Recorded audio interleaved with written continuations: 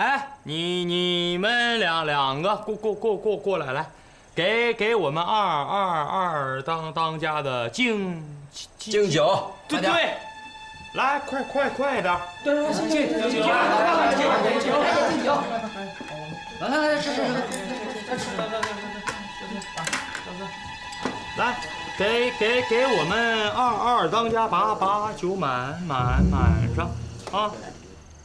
酒壶空了，要不要再添一点？去，赶紧去，快！哎，这壶也没了，快点灌上。好，磨叽。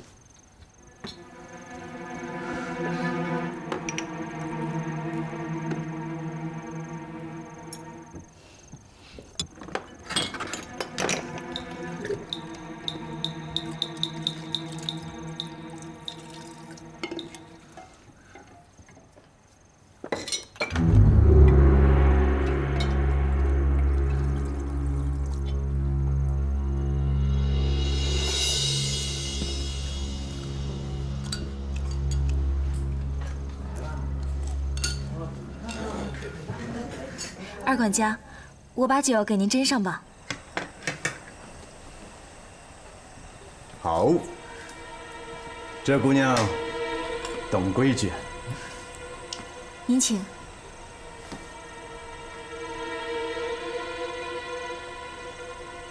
你既然给我敬酒，也得陪喝一杯吧？这不太好吧？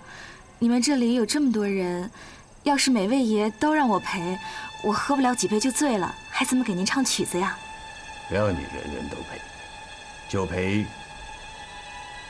老爷我这一杯。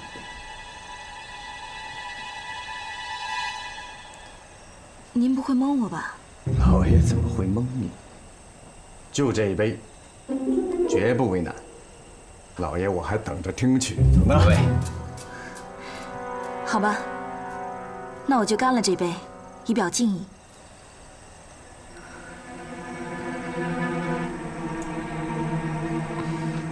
好，给老爷我斟上。我去给您换个杯子。不用，就这个杯子，沾过美人的红唇，这酒里面会多一种香味儿。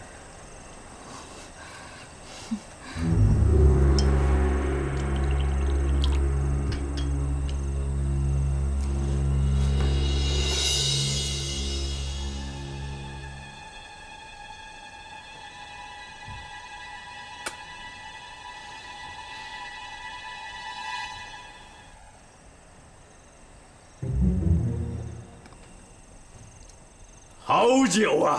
好酒！来，这位爷，我也给您斟上了。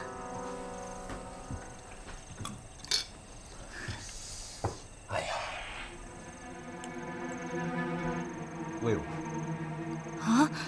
那什么，赶紧都去，把都挨个都敬了啊！抓紧时间，兄弟们，咱们一起敬二那个敬二管家。说点祝我长命百岁，好，长命百岁，潇洒万年。对，潇洒万年。押镖顺利。来，喝。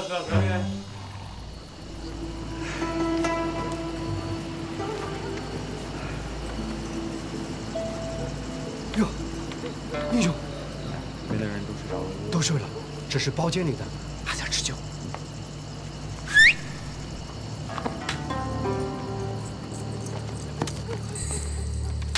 哎呀，小女子这厢有礼了。哎呀，原来是位女英雄啊！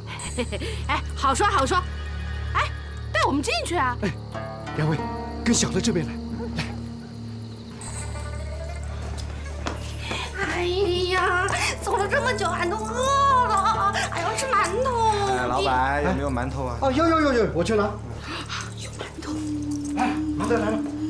来，女英雄，你请啊。这个。哎，这个，那就请两位英雄啊，先在这儿躲一躲啊。好，你忙你的。喝，走。奴家再为各位老爷弹一首曲子，希望各位老爷喜欢。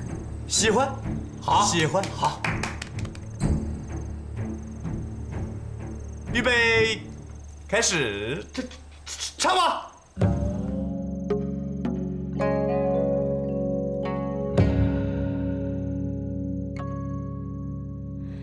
渭城朝雨浥轻尘。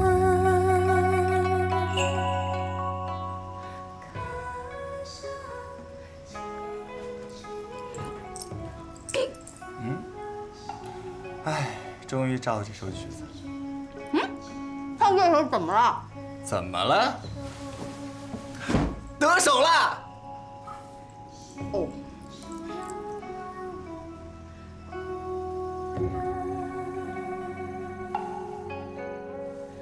哎，你说他们前面又是饮酒又是听曲儿的，快活的像个天上的神仙。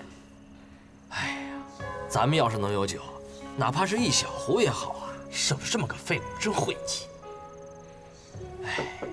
哎，谁？做韭菜的，酒？哎，去看看。哎呀，客官慢用啊！哎好。喂，砰！好大的虫子，好恐怖啊！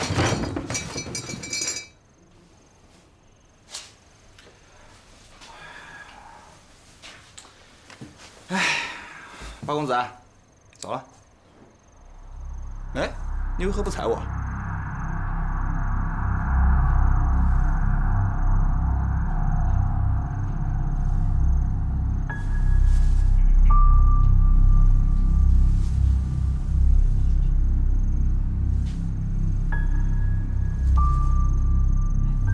哦，原来是迷药啊！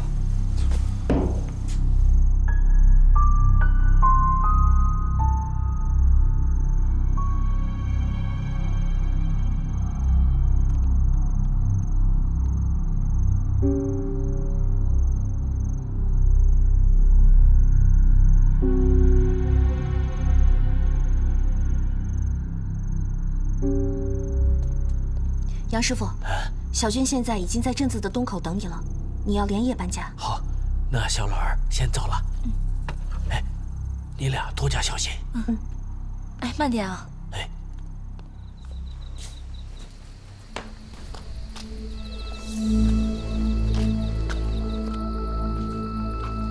英雄，哎，你怎么还在这里啊？赶紧出去逃一阵子吧。如果有人问起来呢，你就说我们是开封府的人。他如果不信啊，你就说去东京问包相也好。小人记得，小人记得。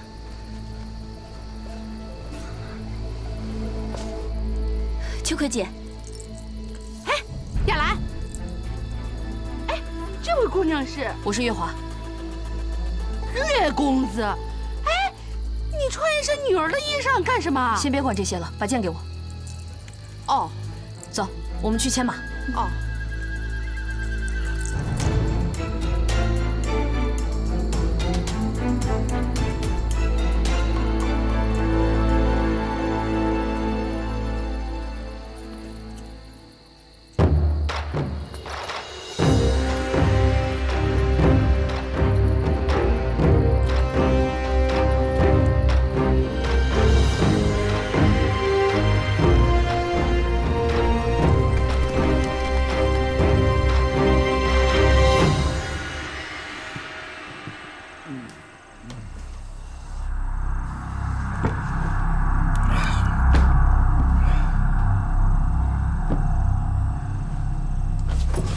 你们快起来！起来！起来啊！二管家，二管家，你快醒醒！干嘛？大惊小怪的，出事了，出大事了！什么大事？我们扫了贼人的道，他们全晕倒了。我勒个去！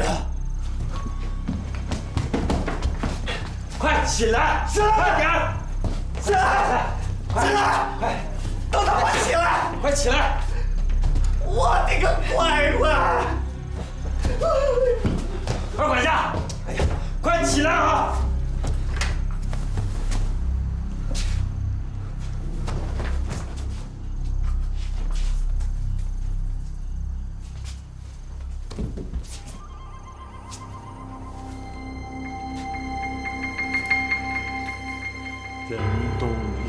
还有劲儿。我的观音菩萨，神仙老爷，我可怎么办？赵太监，快给我起来，出事啊！好家伙，走，去后院见吧。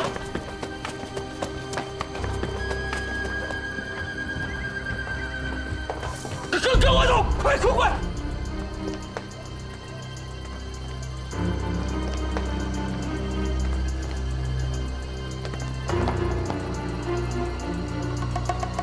都愣着干什么？赶紧上马追呀！追！我勒个去！你这会儿就别跟我结巴了，他们肯定是往东京跑了，一定要抢在他们前面，把人给我抢回来。追不上，马都没了。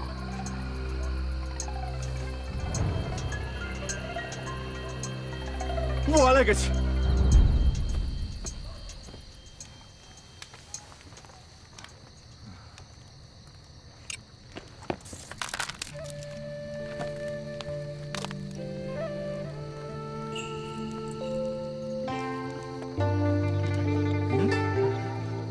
公子，公子，你醒了？你们是什么人？我们是包大人，专门派来救你的。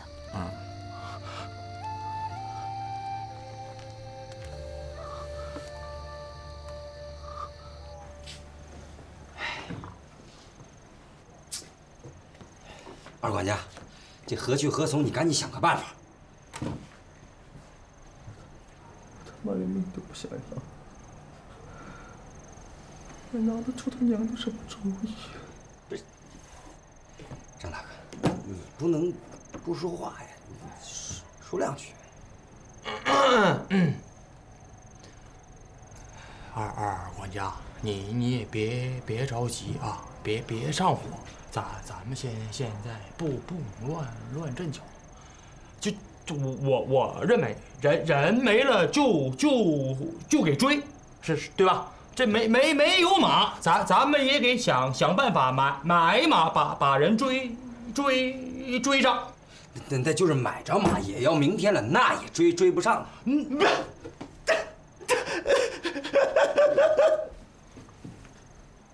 我的观音娘娘，神仙老爷呀，我的命怎么就那么苦啊？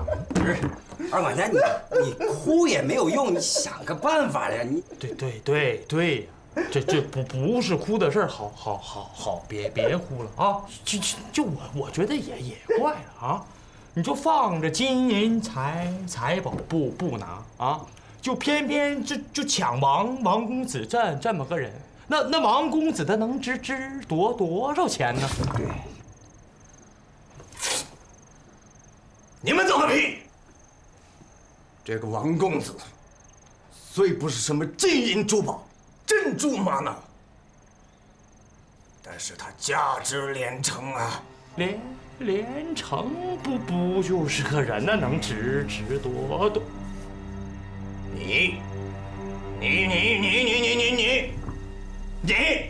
所有人的命加到一起，也比不过他值钱啊！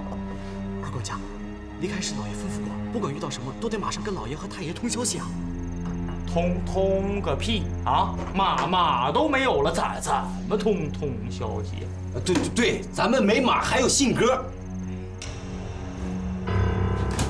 信鸽啊，对，信鸽。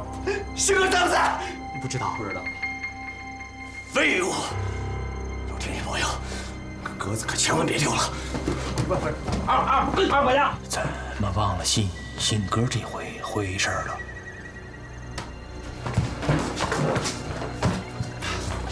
还好鸽子在。二管家，赶紧放信鸽吧，老爷和太爷肯定都等着呢。不能放，天色已晚，如果现在放信鸽的话，肯定分不清方向。常大哥说的对，二管家就靠这2只信鸽了。多喂些食，为保险，天一亮就放飞。不能多喂，喂多了就飞不起来了。要是吃不饱没有力气，就更飞不动了。哎，你说这两只鸽子是公的还是母的？公的又怎样？母的又如何？如果是公的，半路上碰到一只母鸽怎么办？如果是母的，半路上碰到一只公鸽怎么办？假如半路上它们碰在一起，不回来又怎么办？有道理，有道理啊！停！你们这帮没良心的王八犊子，驴粪蛋子，还他妈让不让人活了？滚出去！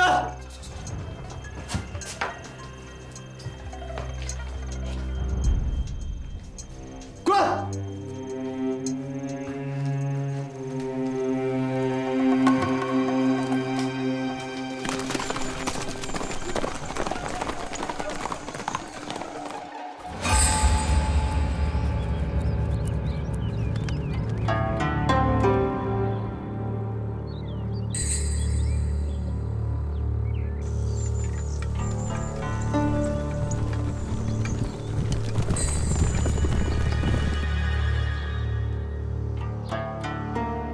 都给我听好了，分头出去找地包，找牲口贩子，并且四处放话，说我们大量收购马匹。那要是有人不愿意卖呢？给高价。那要是高价也不愿意卖呢？就。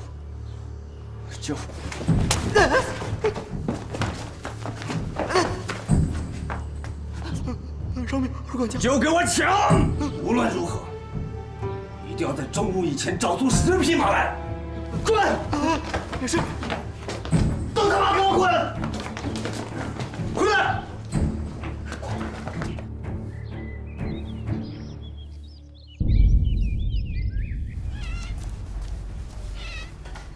小婿见过岳父大人。身体不好就免了吧，这是。岳父大人，这算日子，陈州那边的人，明后天就该到京了吧？人没送到，这心里石头落不了地呀。要不要出城去接应一下？动静过大，反而惊动了包黑子那边。太爷，太爷，太爷，慌什么？鸽子，信鸽啊，对，是今天刚刚飞倒的。快看看有没有信。打开。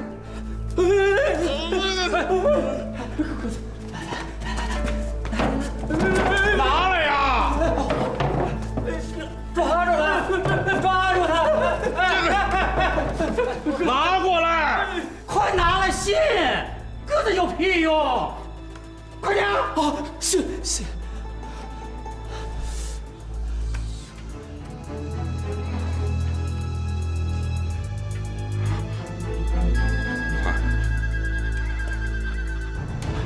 财宝在丁家集丢失。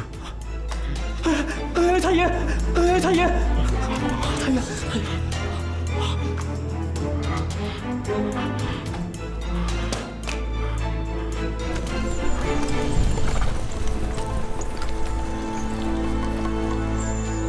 你们在此稍等片刻，岳公子，借一步说。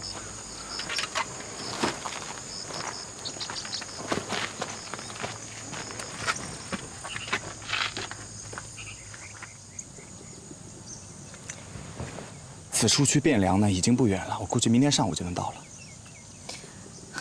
怎么，又想开小差？怎么可能？哎，不过凭我的推断，后面的追兵应该马上就会到了，我必须要去拦截他们。他们1匹马都没有，拿什么追啊？马不是好弄吗？半天时间就弄好了。那也追不上啊。但是你别忘了，庞吉庞老贼这个人呢，阴险狡诈，他一定会做最万全的准备的。如果真的按你这么说，我们还真得做最坏的打算了。当然了，所以说你们3个人护送包三公子，我来再负责断后。现在除了包三公子，我们还剩4个人。依我看，我们可以兵分2路，我和秋葵护送包三公子进京，你还有雅兰姑娘抵挡敌人。当然不行了，现在包三公子的性命和安全是最重要的了，所以一定要你们3个一起护送他，你们就不用管了。白玉堂，我要问你个问题，请说。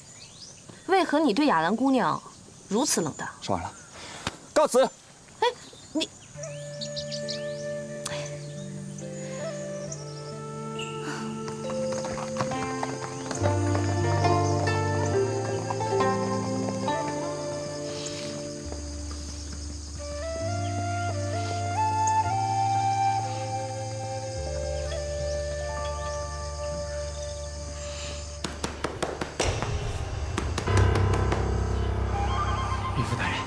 咱们现在必须当机立断。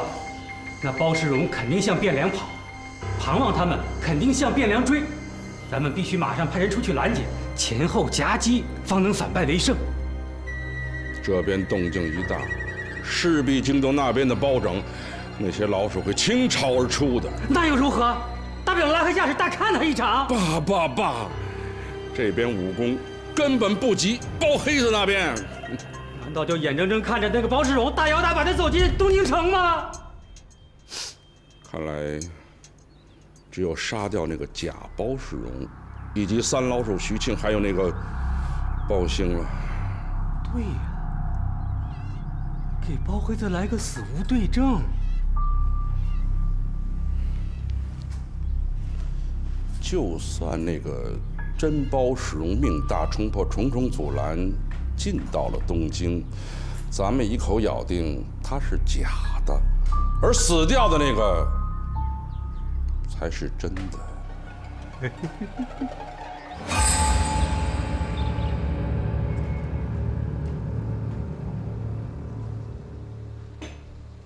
万岁，请用茶。包拯那儿情形怎么样了？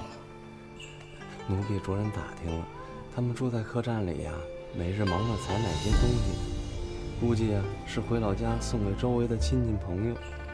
这汴梁的百姓呢？哎，按部就班呢，过着自己的小日子。这就奇怪了。从前包拯外任时，只要离开一个地方，当地的百姓都要焚香跪颂。这汴梁的百姓怎么一点表示也没有？万岁，奴婢以为是这样。以前呢，老百姓哭他跪他，是因为他是个奉公廉洁的青天大老爷。现在呢，他庇护包三公子贪赃枉法，也就是脏了臭了，所以黎民百姓自然不会像以前那样，还把他当成亲爹亲妈了。这就是民心了。启奏万岁，庞太师求见。传。是。臣拜见万岁。平身。谢万岁。什么大不了的事儿？爱卿这个时候来见朕呢？启禀万岁，臣得到可靠的情报，白玉堂韩章已经秘密潜回东京。此消息可靠吗？十分可靠。这么说，这二鼠是为了救徐庆而来？那五鼠是拜过把子、喝过血酒的结拜兄弟。如今徐庆被打入死牢，他们一定会趁月黑风高之夜前来营救。若不能成功，他们便杀身成仁，成全江湖道义。周密不直，天牢内外，让他们有来无回。万岁，这些盗贼都是打家劫舍、杀人放火的强盗。如果听凭他们半夜三更在京城内打打杀杀，势必引起百姓的恐慌。那以爱卿之见，臣想应该在大白天将他们引出地洞，为而监之。怎么个引法？请万岁降旨，明日将徐庆及包兴、包世荣一并押往西市口，斩首示众。这是庞飞出的主意吧？万岁，正是。密旨，明日将徐庆等3人押往西市口5时3刻问斩。是。等等，万岁，这监斩官的人选是由大理寺正卿文彦博监斩。万岁，这包世荣的案子是由大理寺监察院兵马司3堂会审，这监斩官的人选是否是由3堂主官担当？这孙荣不是偶然小样？回万岁，已无大碍了。行，那就由孙荣和廖天成为副监斩官，协助文彦博主监，另调派2000御林军听候调遣。遵旨。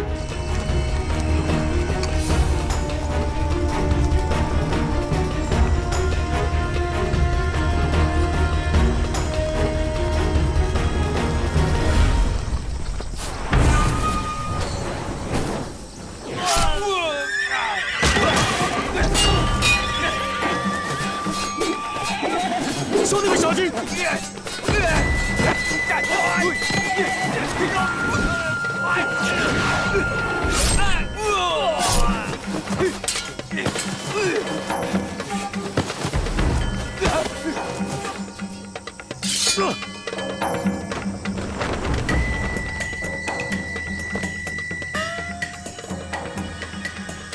兄弟们，给我杀了他！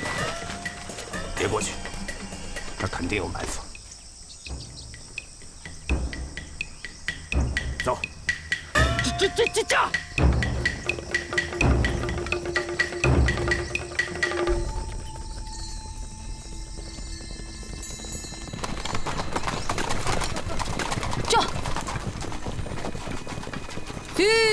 吁！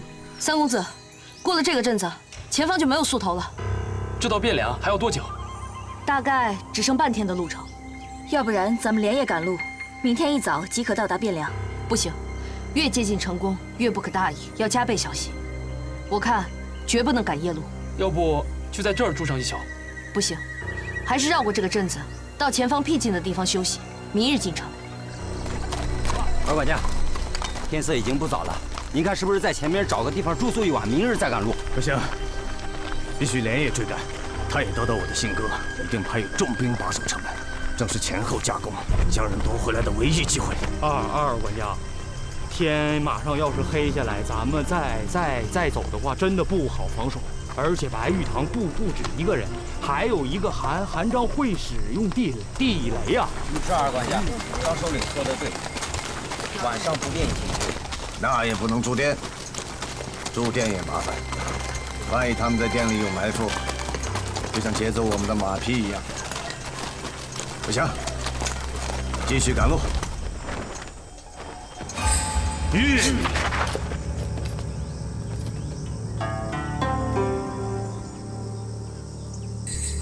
二管家，我们人多，围上去灭了他。别上他的当。不行啊，二管家，这不解决他那不好办。一会儿万一要是天黑了，这白玉堂一直跟着我们，一会儿放暗器，一会儿再拿剑给咱们一下，不到明天，这咱们还能剩几个人？你也不安全。这样，留下几个人拦住白玉堂。对，你留下啊！你留下。我不是我要保护二管家。这样，二管家，我张翰愿意留下来，身先士卒，跟他扛2个时辰。仗义，你们几个留下来拦住白玉堂，其他的跟我走。走。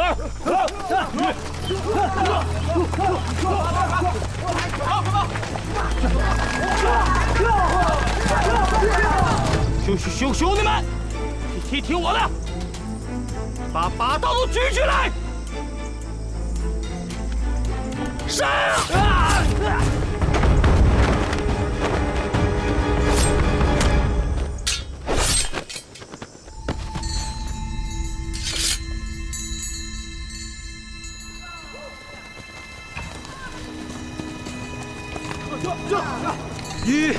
二管家，天色已经很黑了，晚上行军怕是不行了。有什么不行的？就是下刀子也得往前闯。我们跑了1天了，人困马乏，人是能坚持，但是马也跑不了了。如果跌失了马蹄，再去汴梁也不行。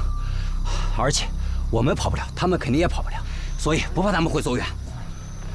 你说的似乎也有些道理，可是要是他们也躲在哪里休息，我们不顾命的追过去，错过了怎么办？那就更好，闯到他们前面，协助太师把他们堵在汴梁城外，我们方能将功补过。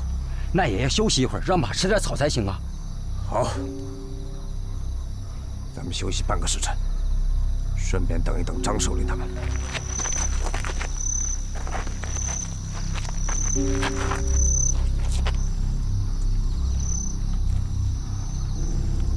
二哥，他们现在正在吃干粮，我们绕过去，到前面找个地方等他们。啊。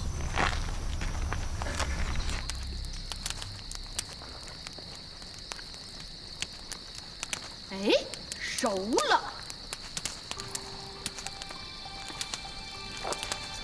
吃。你先吃吧。哦。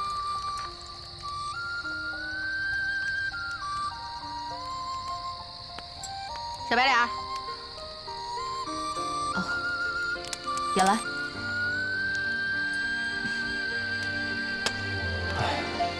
小生真是做梦都没想到，第一次出门，竟引出如此匪夷所思的事情。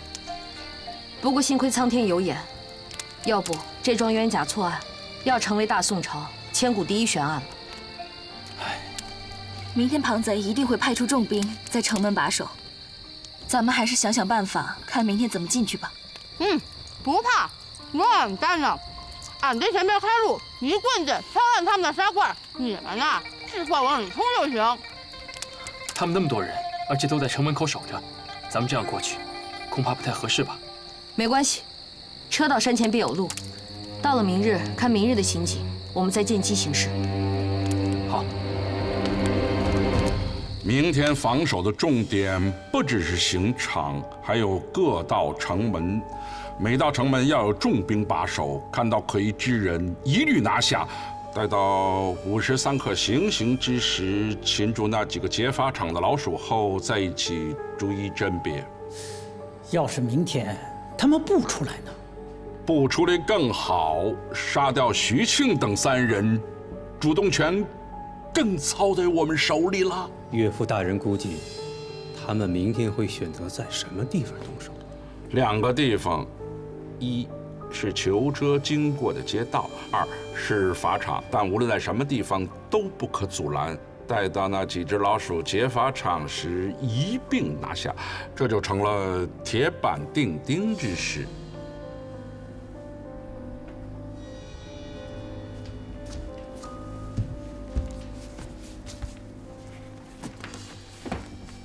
万岁，时辰不早了，您就……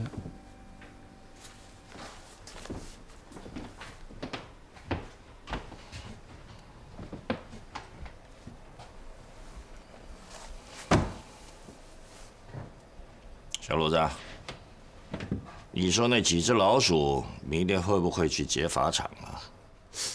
不敢。万岁，谁会那么傻呀？明知山有虎，还偏向虎山行。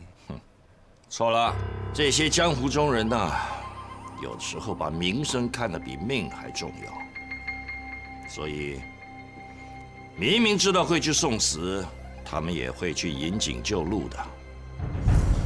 我就是这样，明知去了是死，我就是要去。谁让我是你们大哥呢？如果老三死了，我还有什么脸活在这个世上？好，好，大哥，大哥讲得好。我五兄弟理当宁死不弃。三哥有难，你我何惜舍命一搏？再说了，如果那个包三公子是个冒名顶替的假货，我们必须去揭穿他，否则也对不起包大人对我们的一番情谊。可是现在陈州那边没有一点确切的消息，急死人了。我估计他们是遇到麻烦了，做得不大顺手，不然的话，月华姑娘早该赶过来报信儿。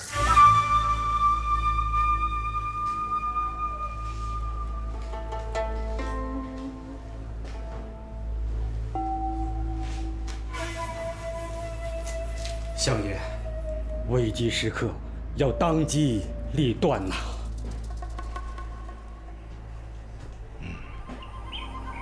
王朝啊，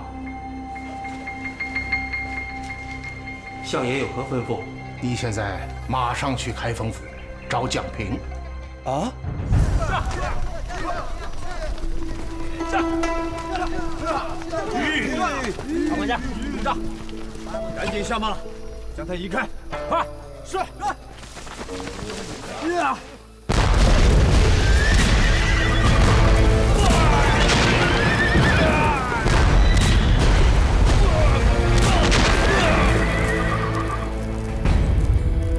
有毒！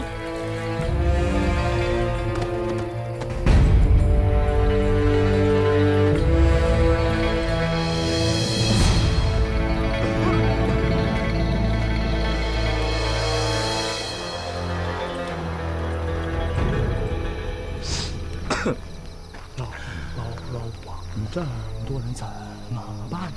全部都杀了，送他们见阎王。全杀了？当然了，一个都不能留啊！老王，这些人都守久，不能动毒了。咱们杀他们不符合咱们大侠的那个身份啊！你不要管大侠不大侠的身份，不要把他们当人看就好。他们是畜生。不行，不能杀。我知道，但是你现在如果放过他们的话，等他们醒来的话，一定会追杀包三公子还有我们的兄弟姐妹。这帮畜生从来对人都是手下不留情的呀。老五啊，他们是他们，我们是我们跟他们是不一样的。二哥，那你说怎么办呢？不知道啊。要不这样吧，把他们腿脚全部打断，让他们别追了。砸腿呀？砸腿你也不愿意是吧？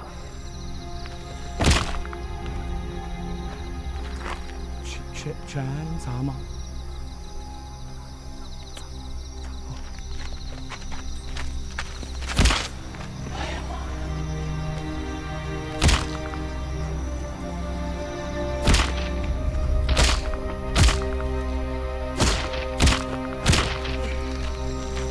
老五啊，都砸完了，接下来怎么办？去哪儿啊？回陈州了。我不回去，你必须回去。二嫂还在陈州，你还要做几天皇帝救子的救子。那你去哪儿？我也回陈州了。你不去东京吗？东京人手够了，不需要我了。老五，现在我要回去有问题呀、我这都这样，我怎么回聚贤馆啊？二哥。你呢？现在就在原地躺下，明天醒来了以后跟他一起抱着腿喊疼。这些人反正都没有流血，他怎么知道你腿没有震断呢？有道理呀！哎，对，老五啊，走之前我当哥哥的再嘱咐你2句啊，小心呐、谨慎，不能冒险。你记着这个命啊！二哥，干！知道。来，躺好，好，二哥，乖乖的啊。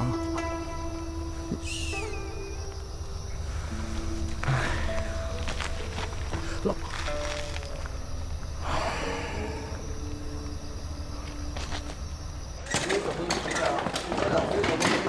站住！干什么呢？进城买东西。来人！带走！为什么抓我呀？大人，小人向的是良民啊！小人从来没犯过事，你们为什么抓我呀？请问这位老丈？后生，赶紧回去吧，今天不能进城。城里面发生什么事了？今天城里要杀人呢。